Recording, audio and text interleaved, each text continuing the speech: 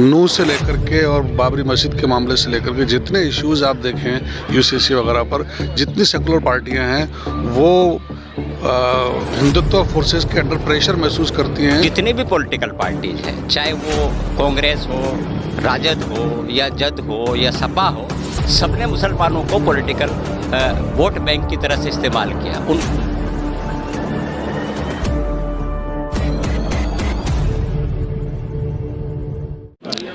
आदाब, मैं फारूक खान, संपादक इकरा पत्रिका। थार न्यूज़ इकरा पत्रिका के इस चैनल में आपका स्वागत है, आपका इस्तकबाल है।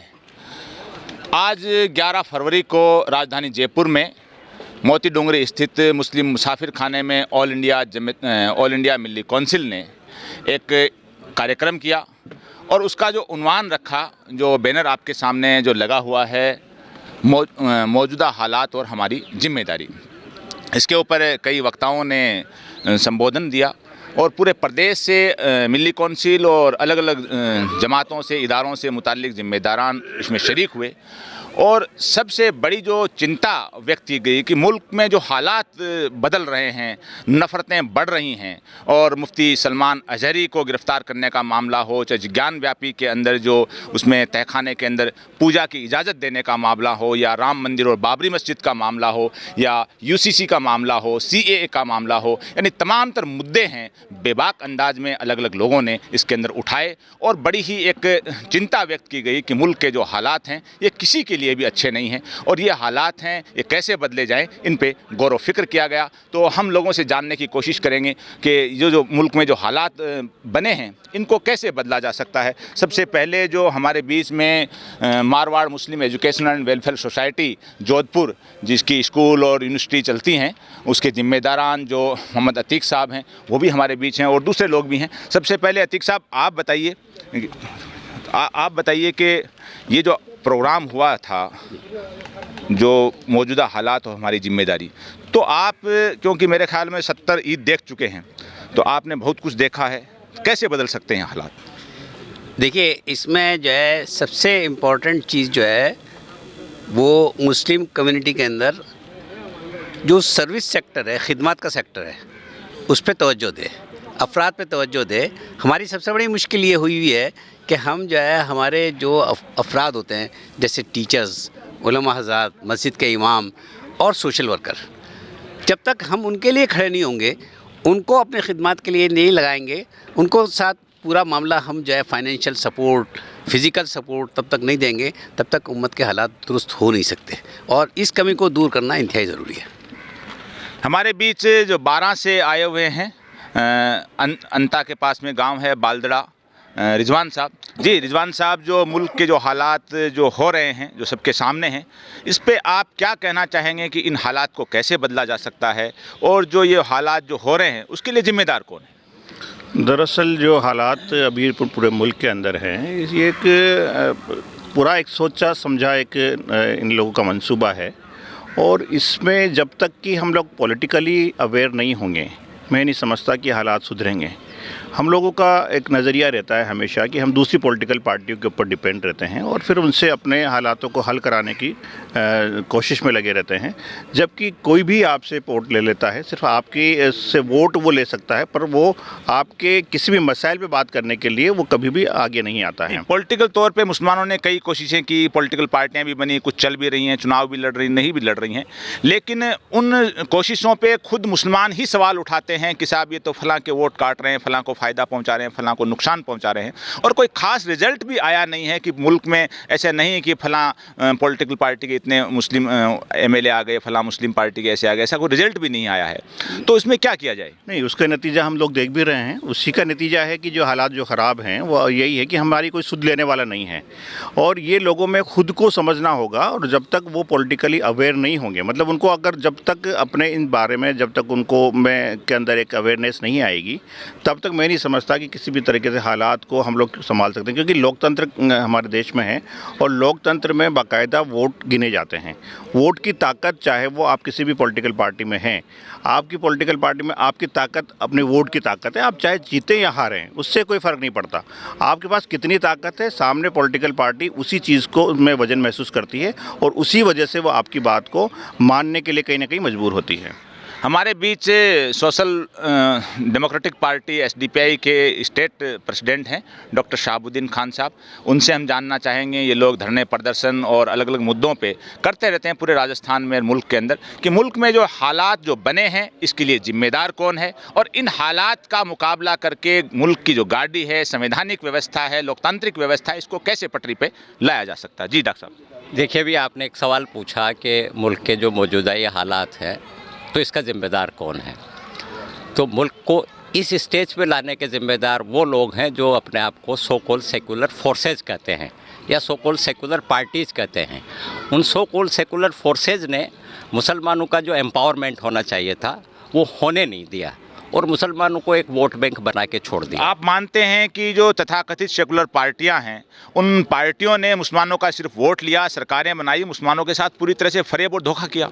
बिल्कुल। अगर आप 70 साल से अगर देखेंगे तो जितनी भी पॉलिटिकल पार्टीज़ हैं, चाहे वो कांग्रेस हो, राजद हो या जद हो या सपा हो, सब ने मुसलमानों को पॉलिटिकल वोट बैंक की तरह से इस्तेमाल किया। उनको मुसलमानों का वोट चाहिए था, मुसलमानों से उनका कोई वास्ता नहीं था। अब 2 महीने बाद चुनाव हैं तो क्या किया जाए ऐसा, क्योंकि बड़ी हालात जो सामने हैं पूरी न सिर्फ मुस्लिम कौम के बीच में, जाकि वो तमाम तर लोग जो भाईचारे को पसंद करते हैं, जो मुल्क की जो संवैधानिक व्यवस्था है उसको बचाने की कोशिश कर रहे हैं, उन तमाम के सामने एक हालात ऐसे आ रहे हैं कि जो गठबंधन बना था वो भी बिल्कुल कमज़ोर हो गया। क्या होगा, कौन जीतेगा, कौन हारेगा, तो क्या किया जाए इसकी भी?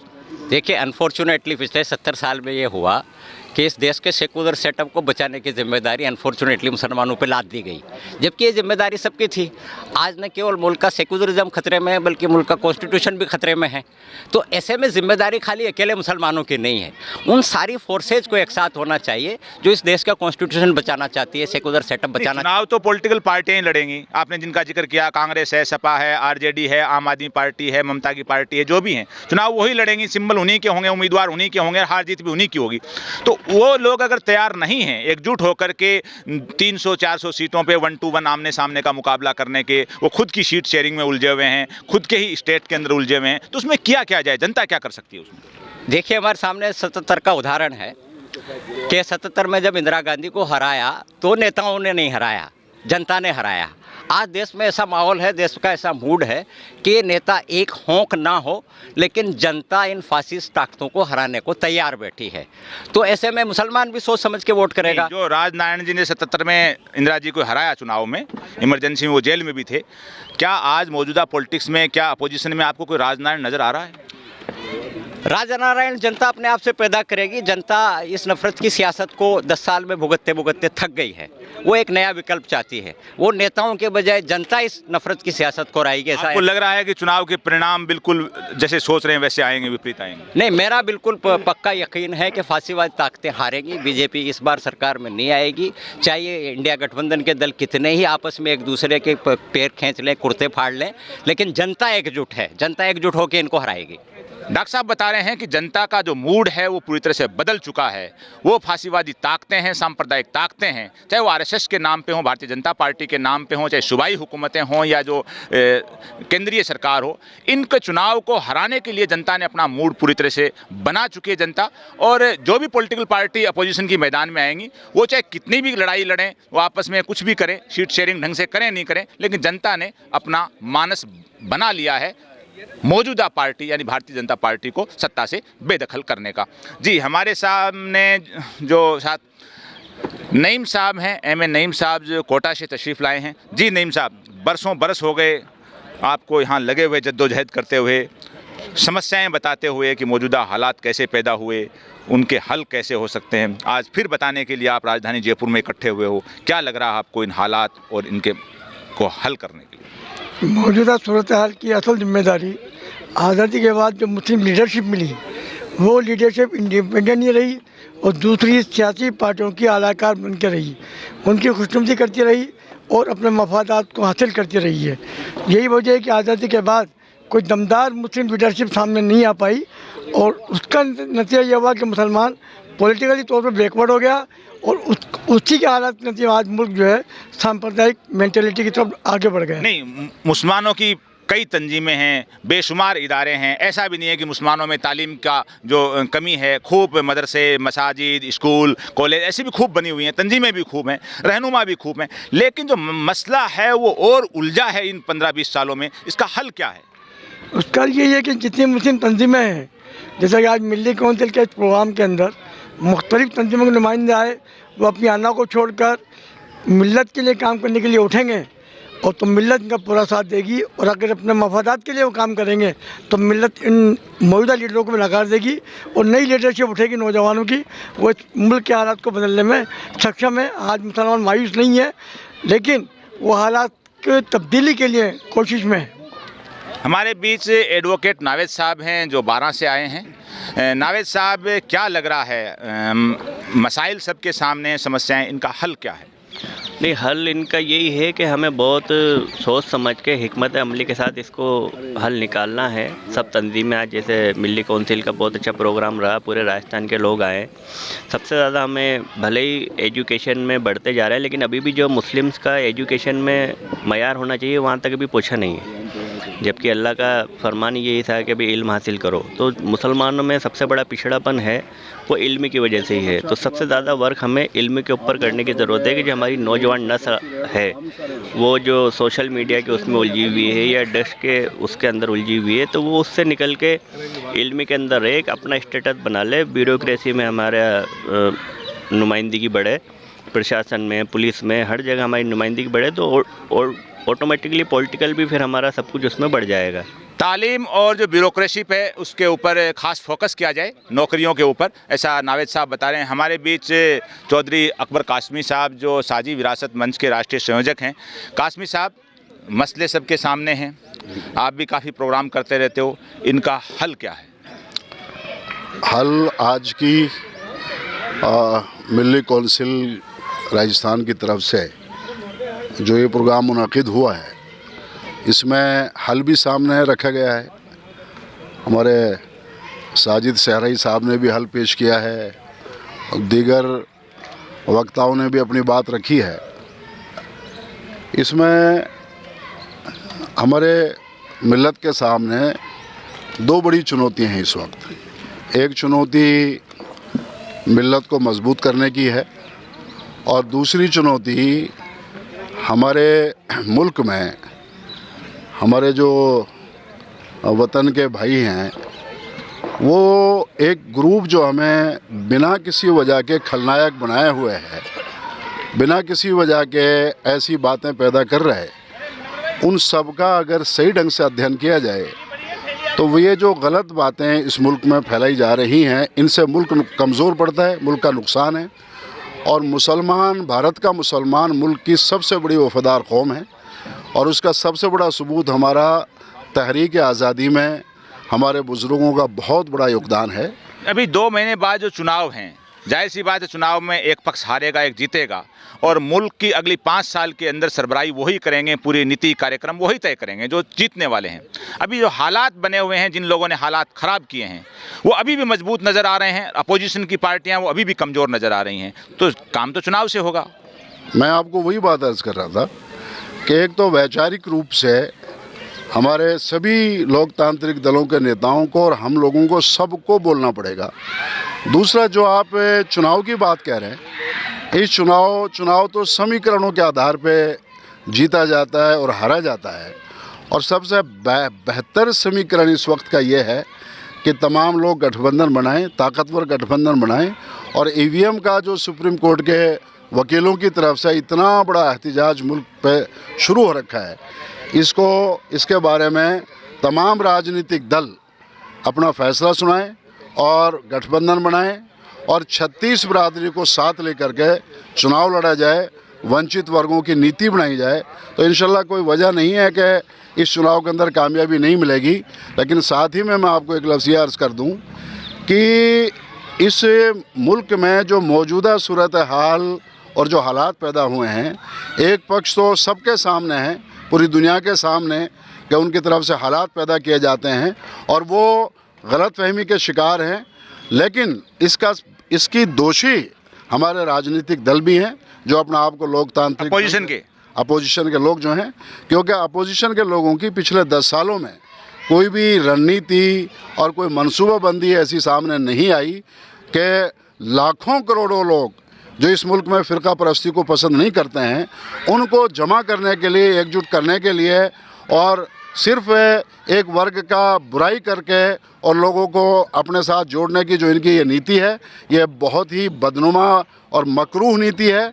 ये ना कांग्रेस पार्टी का मिशन हो सकता है, ना दूसरे लोकतांत्रिक दलों का मिशन हो सकता है।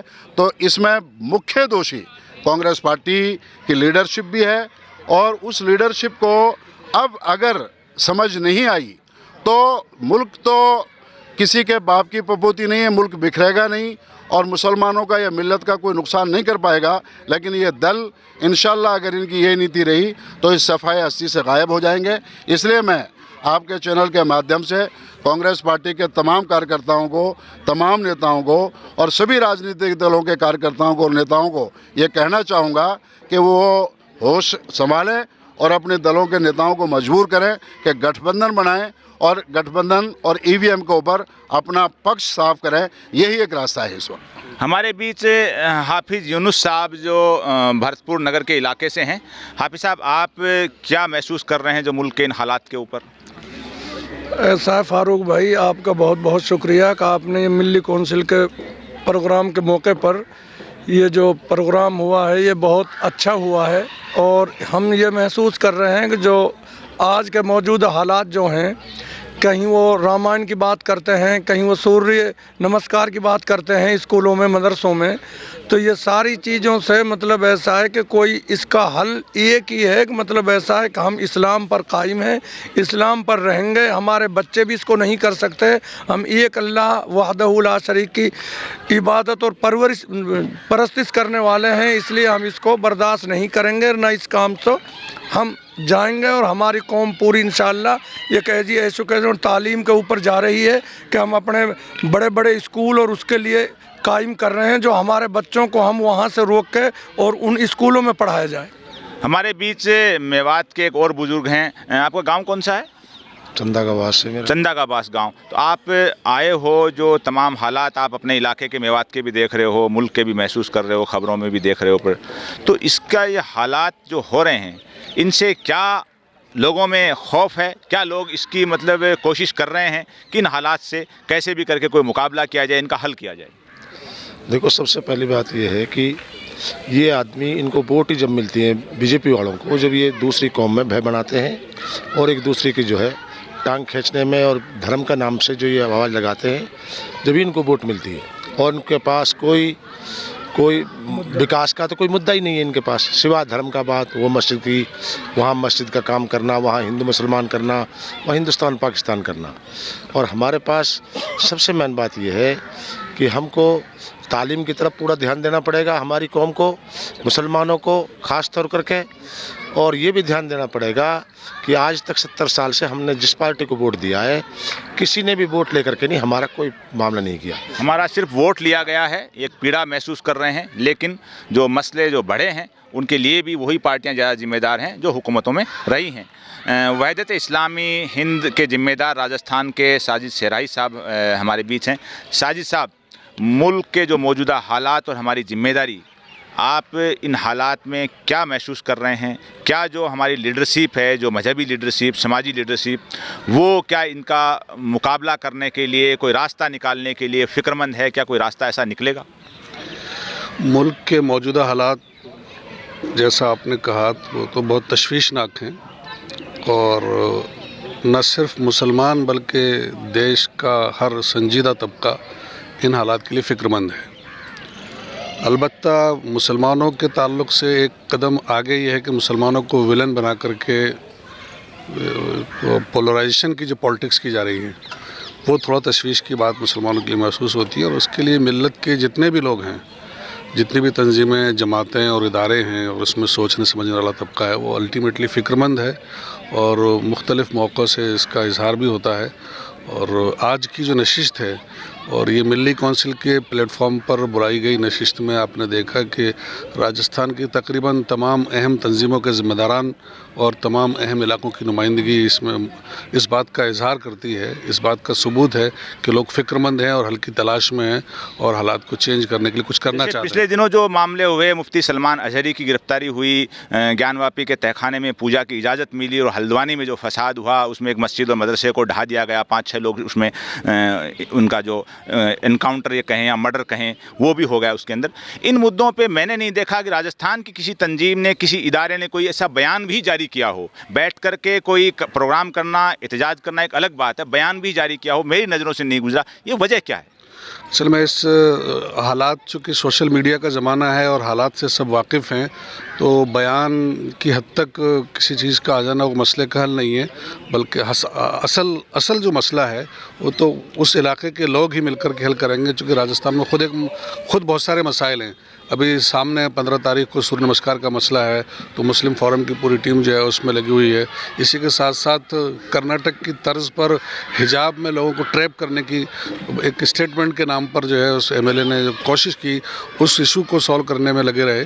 तो चूँकि हर स्टेट में इश्यूज़ खूब हैं, तो इश्यूज़ में घेरने की कोशिश की जा रही है। तो राजस्थान में चूँकि कई तरह के इश्यूज़ हैं, तो यहाँ की लीडरशिप उसी में लगी हुई है। अपोजिशन की पार्टियाँ हैं, वो चाहे ज्ञानव्यापी का मामला हो, चाहे हल्द्वानी का मामला हो, चाहे मुफ्ती सलमान अजहरी का मामला हो, इन ऐसे मामलों में अपोजिशन की पार्टियां भी चुनाव 2 महीने बाद हैं, ये नहीं बोल रही हैं।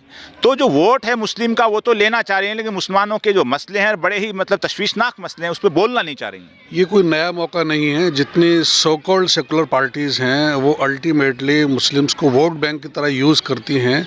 ये आज की बात नहीं है। नूह से लेकर के और बाबरी मस्जिद के मामले से लेकर के जितने इश्यूज़ आप देखें यूसीसी वगैरह पर, जितनी सेकुलर पार्टियां हैं वो हिंदुत्व फोर्सेस के अंडर प्रेशर महसूस करती हैं और ये समझती है कि शायद मुसलमानों के इश्यूज़ पर अगर हक बात कही जाएगी तो हमारा वोट निकल जाएगा, तो खौफ की नफ्सियात का शिकार है। और दूसरी बात है कि मुसलमानों के ताल्लुक से ये बात समझ बैठे हैं कि ये हमारा वोट बैंक अल्टीमेट इनको आना हमारे पास है, इसलिए मुसलमानों के ताल्लुक से बेफिक्र है, उनको मुसलमानों के मुद्दों से दिलचस्पी भी नहीं है। हमारे बीच से जो एडवोकेट मुजाहिद नकवी साहब हैं, जो मिली कौंसिल राजस्थान के जनरल सेक्रेटरी हैं। मुजाहिद साहब, अभी आपने देखा कि मामूली वोट, कुछ फ़ीसद वोट जो पश्चिम उत्तर प्रदेश में एक पार्टी है जो एक जाट लैंड के नाम से जाना जाता है, जाटों की एक तरह की पार्टी है, जाट और मुस्लिम की पार्टी मानी जाती है, उस पार्टी के लोगों को बड़ी ही नज़दीक लाने की कोशिश की गई। ऐसे हालात में जो छोटी छोटी जो आबादी की जो पार्टियां हैं उनको बड़ी तवज्जो दी जा रही है, लेकिन जो मुस्लिम कम्युनिटी की तंजीमों को, मुस्लिम कम्युनिटी से मुताल्लिक पार्टियों को कोई तवज्जो नहीं दी जा रही है। ये क्या वजह है कि न अपोजिशन तवज्जो दे रहा है और न ही जो हुकूमती पार्टी है वो दे रहा है? वजह क्या है? वजह एक लफ्ज़ है चारा। ये बीजेपी के लिए असल में मुस्लिम चारा हो गए। चारा इन द सेंस कि अगर आप इनसे दूर रहोगे, इनसे वो रहोगे, तो आपके जो और गैर मुस्लिम वोट हैं वो पोलराइज होंगे। इस वजह से वो मुस्लिम्स को दूर रखना चाह रहे हैं। और जो अपोजिशन पार्टियां हैं वो भी मुसलमानों का नाम नहीं ले रही हैं। जैसा खुद अशोक गहलोत ने कहा है कि भाई इस वक्त हम आपके साथ पूरा सहयोग नहीं कर सकते क्योंकि राजनीति इसी तरीके से चल रही है। तो इसलिए मैं ये कहना चाहता हूँ ख़ासतौर से अपने मुस्लिम भाइयों से कि आप अपनी शमा खुद जलाइए। पहले खुद जलाने की बात है तो MIM के चीफ असदुद्दीन ओवैसी ने 2-3 दिन पहले पार्लियामेंट में बड़े ही वज़नी अंदाज में इस बातों को, हर मुद्दे को रखा है, ज्ञानवापी को भी रखा है। उन्होंने जो मुल्क के जो 20-25 करोड़ लोग हैं मुस्लिम, उनको CAA को लेकर के, UCC को लेकर के भी रखा है। बड़ी बेबाकी से उन्होंने रखा है, लेकिन उनके साथ भी लोग नहीं जुड़ रहे हैं, उनकी पार्टी की तरफ भी नहीं जा रहे हैं। ये क्या वजह है? नहीं, ये अभी उनकी इमेज का है। एक्चुअली क्या हो रहा है इस वक्त, मुसलमान ये समझ रहा है कि अगर हम असदुद्दीन, इसमें कोई दो राय नहीं है कि असदुद्दीन ओवैसी साहब जैसा ऑरिएटर इस वक्त मुल्क में नहीं है, मुसलमानों के पास नहीं है। संसद में बोलने वाला ना कोई कांग्रेसी है ना और कोई है। लेकिन उनको वोट देना मुसलमानों को इस बात का ख़तरा रहता है कि इससे बीजेपी जीत जाएगी, उससे दूर है। लेकिन हाँ, मैं इसका मतलब मुसलमान खौफजदा है पूरी तरह से पॉलिटिकल तौर पे? नहीं, पॉलिटिकल तौर पर खौफजदा नहीं है, लेकिन वो ये समझ रहा है कि बीजेपी को ताकत नहीं बनाना है अभी। इस वजह से बीजेपी को रोकने के लिए वो अपोजिशन से जुड़ा हुआ है, नहीं, चाहे मजबूरी में जुड़े। यस, मजबूरी है अभी उनके साथ अभी कोई बेकदरी हो रही है, एक्चुअली हो रहा है। तो इसलिए मुसलमानों को खुद को ये करना चाहिए कि अपनी हिस्से की शमा जला के अपने आप को सुधारे। सबसे पहले हम अपने आप को सुधारें, अपने घर को सुधारें, अपने ख़ानदान को सुधारें, अपने बच्चों को सुधारें, अपने पड़ोसियों को सुधारें, तब इंशाल्लाह जाके वो होगा। हालांकि बहुत सारी मीटिंगें होती हैं, बहुत सारे जलसे होते हैं, बहुत सारे इजलास होते हैं, ये नाकाफ़ी हैं। आज भी मुसलमानों को इस हिंदुस्तान में हज़ारों जमातों की ज़रूरत है जो हर जगह, हर महल्ले में, हर जगह कामकाज करे, तब जाके मुसलमानों में कुछ न कुछ चिराग जल सकता है। तालीम पे तवज्जो दी जाए, जो ब्यूरोक्रेसी है, गवर्नमेंट की नौकरियां हैं, उन पे तवज्जो दी जाए, पॉलिटिकल तौर पे तवज्जो दी जाए, अपने कारोबार हैं जो भी हैं उन पे तवज्जो दी जाए। ये तमाम तर बातें यहाँ आई हैं जो अलग अलग जो आदमी ने, अलग अलग तंजीम के आदमी ने यहाँ रखी है।